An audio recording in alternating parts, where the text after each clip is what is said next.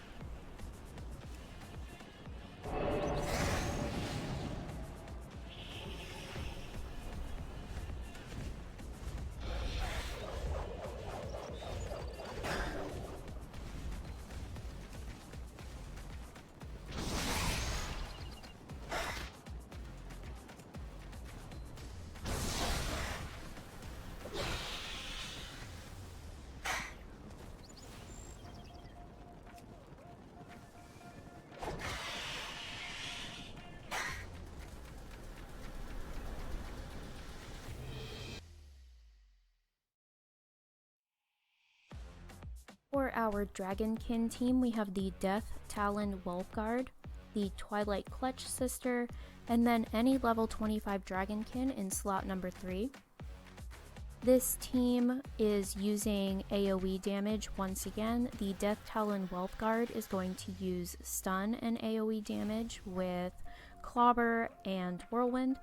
And then the Twilight Clutch Sister will be using Avoidance with Phase Shift and AoE damage with Twilight Meteorite. So let's get started.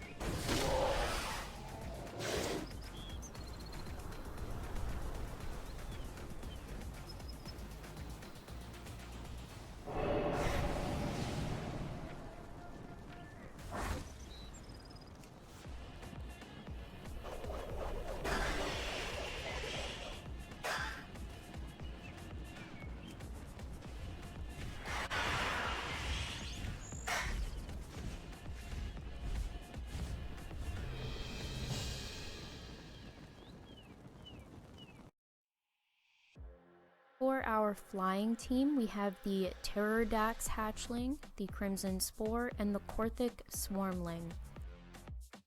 So because the final pet does a lot of heavy magic damage, it can be very dangerous for flying teams. So I went with an Apocalypse strat. So what we're looking at here is the Pterodax hatchling is going to use Apocalypse and then swap out. And then the other two pets will use stuns and delays and some humanoid damage with the Corthic Swarmling to get everything down just in time for Tina, the final pet, to be hit by Apocalypse. So let's get started.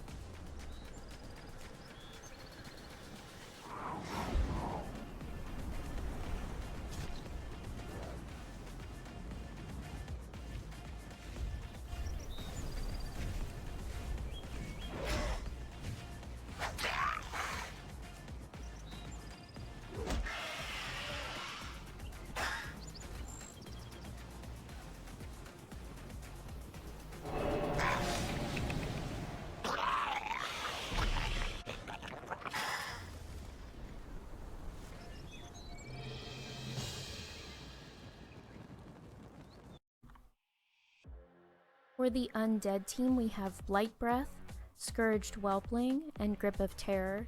Again, we're using another humanoid AoE damage team. We have Blight Breath, which has Acid Rain, which will buff our Dreadful Breath for both Blight Breath and the Scourged Whelpling.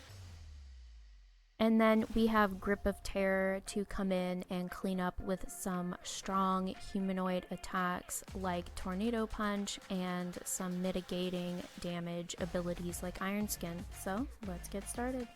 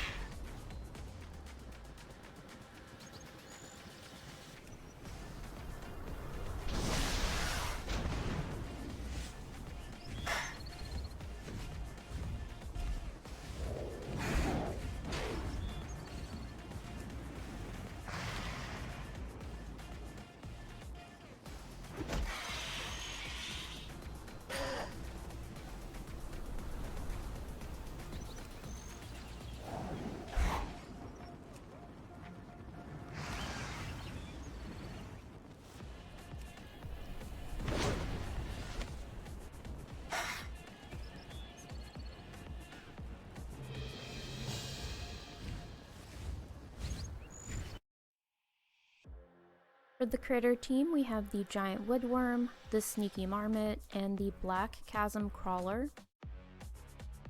This team is pretty straightforward. Pets 1 and 2 have humanoid attacks with jab and blitz, and they both have avoidance abilities like burrow, blinding powder, and vanishing powder. And then the black chasm crawler has a really nice humanoid attack with call darkness and slime, which does some pretty big hits, and they have a mitigating ability with shell armor. So let's get started.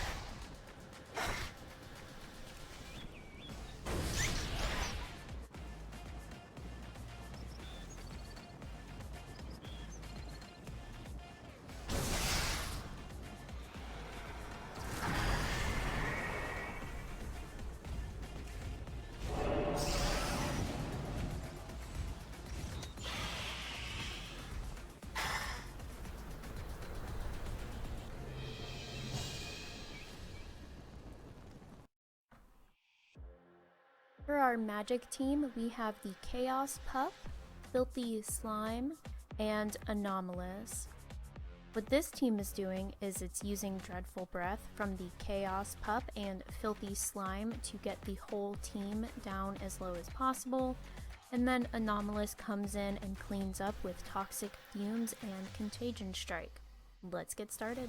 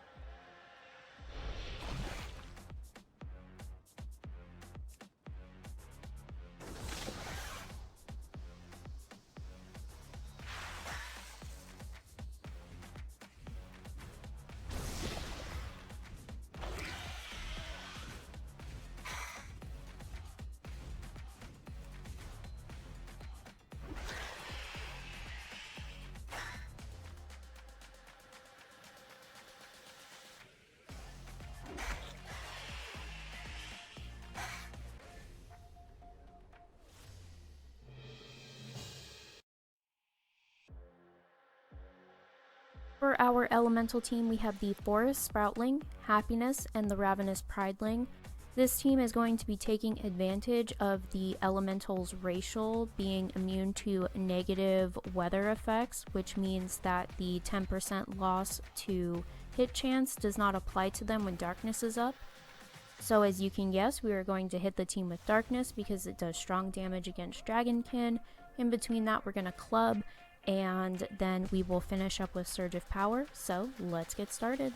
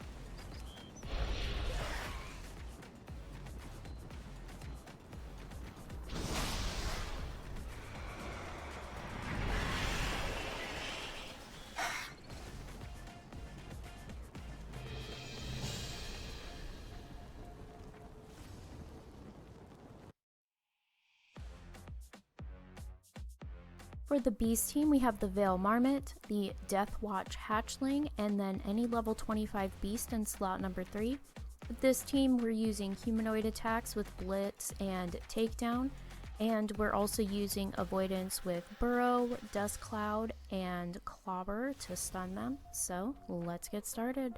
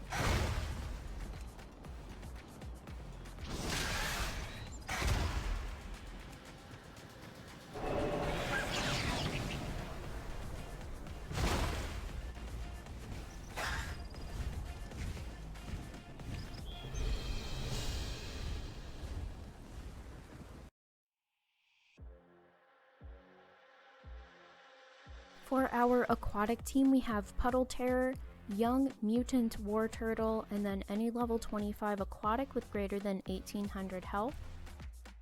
For this team, we are using humanoid attacks with Punch, Tornado Punch, which is a really big hit ability, and then Jab. And we're also using avoidance abilities with Clobber and Dive to avoid pets being in that we don't want in, or their Dragonkin buff, or their flying abilities, or their force swap abilities. So there's a lot of avoidance here with those abilities plus smoke bombs. So let's go ahead and get started.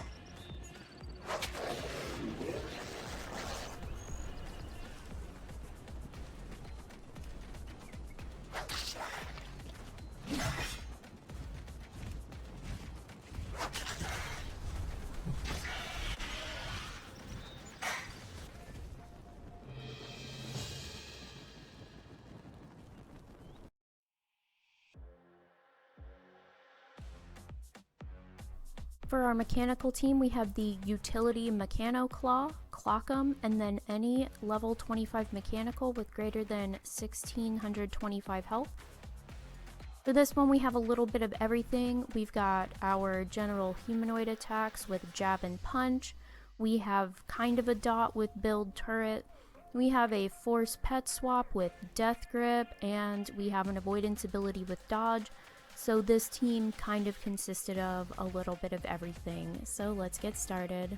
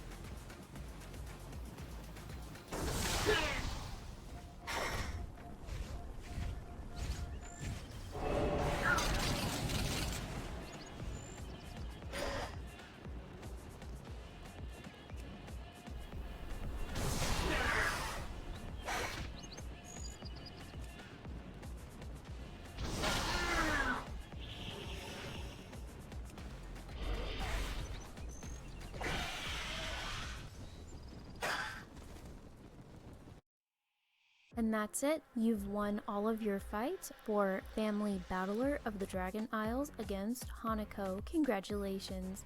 If there's another fight you'd like to see a video of, or if you have any questions, feel free to leave those in the comments below. Until next time, I wish you all the best of luck. Thank you for stopping by, and happy battling!